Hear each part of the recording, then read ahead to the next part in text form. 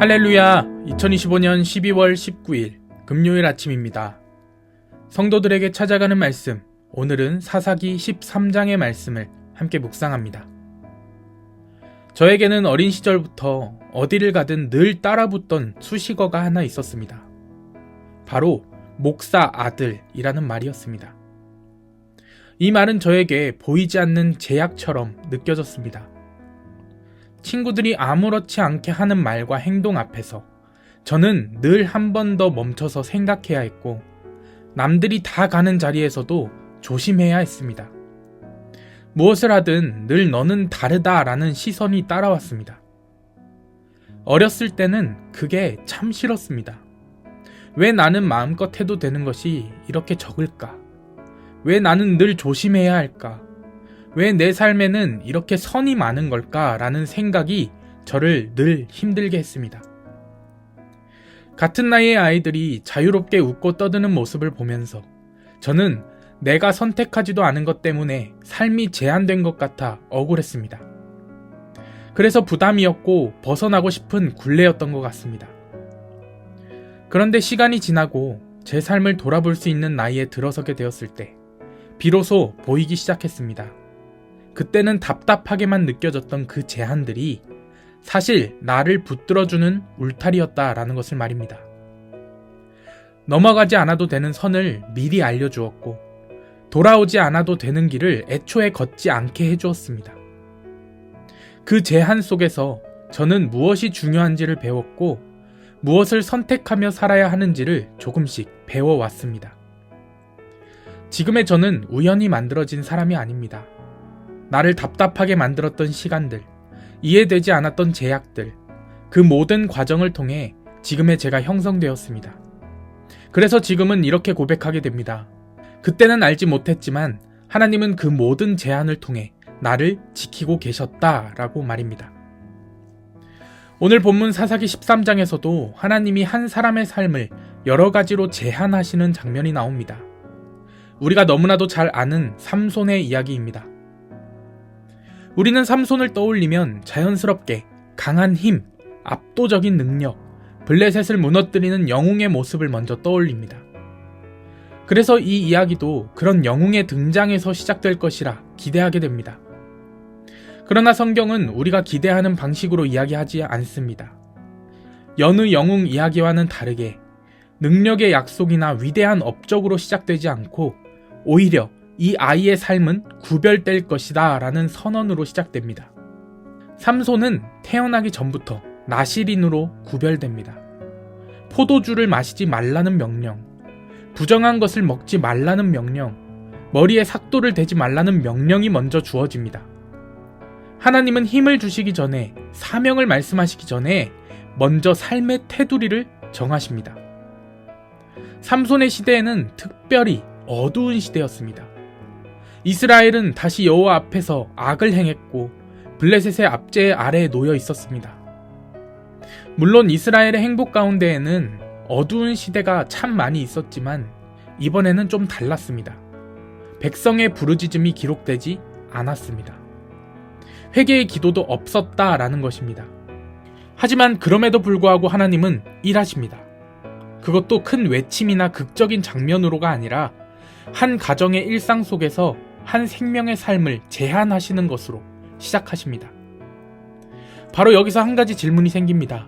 왜 하나님은 구원을 시작하시면서 먼저 한 사람의 삶을 제한하셨을까 하는 질문입니다. 하나님은 삼손을 통해 당장 블레셋을 무너뜨리실 수도 있었습니다. 능력을 먼저 주시고 기적을 먼저 보여주실 수도 있었습니다. 하지만 하나님은 그렇게 일하시지 않으셨습니다. 하나님은 그렇게 역사를 바꾸기보다 먼저 한 사람의 삶을 붙드시는 길을 선택하신 것입니다. 그 삶이 흔들리지 않도록, 방향을 잃지 않도록 보호의 선을 먼저 그으신 것입니다. 삼손의 삶에 그으신 하나님의 보호의 제안은 오늘 우리의 삶에도 있습니다. 우리 역시 신앙의 길 위에서 이해되지 않는 제약을 만날 때가 너무나도 많습니다. 어떤 것은 허락되지 않고 어떤 길은 반복해서 막히며 또 어떤 선택 앞에서는 계속 멈춰서게 됩니다. 그때 우리는 이렇게 묻게 되죠. 왜 하나님은 이것까지 제한하십니까? 왜 나의 삶에는 이렇게 많은 선이 그어져 있습니까? 오늘 본문은 그 질문에 분명한 방향을 보여줍니다. 하나님이 제한하시는 삶에는 우연이 없으며 그 제한은 보호라는 사실입니다. 우리는 보통 하나님이 쓰시는 사람이라면 더 많은 자유가 있어야 하지 않을까, 더 많은 선택지가 열려 있어야 하지 않을까라고 생각합니다. 그러나 하나님은 무엇을 할 수 있는지보다 어떻게 살아야 하는지를 먼저 말씀하시는 분이십니다. 능력보다 정체성이 먼저라는 것을 알려주시기 원하신다라는 것입니다. 정체성이라는 게 흔들리면 능력은 방향을 잃습니다. 힘은 커질 수 있지만 그 힘이 어디를 향해야 하는지를 모르면 결국 자신을 해치게 됩니다. 하나님은 삼손의 미래를 미리 보셨습니다. 그래서 먼저 그의 삶을 붙드신 것입니다. 여기서 주목해야 할 점은 이 제한이 삼손을 위축시키기 위한 것이 아니라는 사실입니다.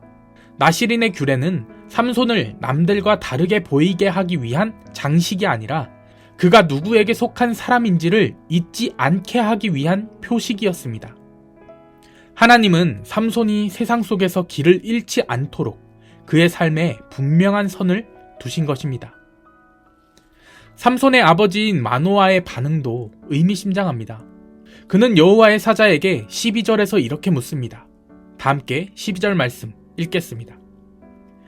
마노아가 이르되 이제 당신의 말씀대로 되기를 원하나이다. 이 아이를 어떻게 기르며 우리가 그에게 어떻게 행하리이까? 마노아는 아이가 얼마나 대단한 사람이 될지를 묻지 않습니다. 어떻게 키워야 하는지를 묻습니다. 그리고 하나님은 새로운 비전을 덧붙이시기보다 이미 주신 제한을 다시 확인해 주십니다. 이렇듯 우리는 자주 하나님께 더 많은 설명을 원합니다. 왜 이 길이 안 되는지, 왜 이 문은 닫혀 있는지, 왜 나는 여기까지인지를 늘 묻습니다. 그러나 하나님은 때로 대답 대신 제한을 다시 보여주십니다. 그 선, 그 울타리 안에 머무는 삶이 가장 안전한 길이기 때문입니다. 우리는 때때로 이러한 제한을 실패로 해석할 때가 많습니다. 막혔다는 이유로, 거절당했다라는 이유로, 뒤처진 것 같다라는 이유로 우리는 낙심합니다. 그러나 하나님이 그으신 그 선은 밀어내기 위한 선이 아닙니다. 넘어가지 않아도 되는 선을 미리 알려주시는 방식입니다. 하나님은 여러분이 감당할 수 없는 방향으로 흘러가지 않도록 삶을 먼저 붙드시는 분이십니다. 지금은 이해되지 않아도, 답답하게 느껴져도 하나님이 막으시는 자리에는 이유가 분명히 있습니다. 그 이유의 끝에는 언제나 생명이 있고 회복이 있고 우리를 살게 하시는 하나님의 마음이 있습니다. 시간을 지나 돌아보면 그 제한이 나를 지켜주었고 나를 바르게 자라게 했으며 나를 지금 이 자리까지 이끌었다라는 사실을 알게 됩니다. 오늘도 하나님은 우리의 삶에 조용히 선을 그으십니다. 자유를 빼앗기 위해서가 아니라 길을 잃지 않게 하시기 위해서, 스스로를 해치지 않게 하시기 위해서, 가장 안전한 곳에서 하나님과 함께 자라가게 하시기 위해서입니다. 그러니 오늘 이 아침 이해되지 않는 제한 앞에서 그것을 거절로 해석하기보다 보호로 받아들이는 믿음이 우리 안에 자라나기를 소망합니다. 지금도 저와 여러분의 삶을 붙드시며 가장 안전한 길 위로 인도하고 계신 하나님을 믿고 의지하며 감사로 하루를 시작하는 저와 여러분 되시기를 주님의 이름으로 간절히 축원합니다. 아멘.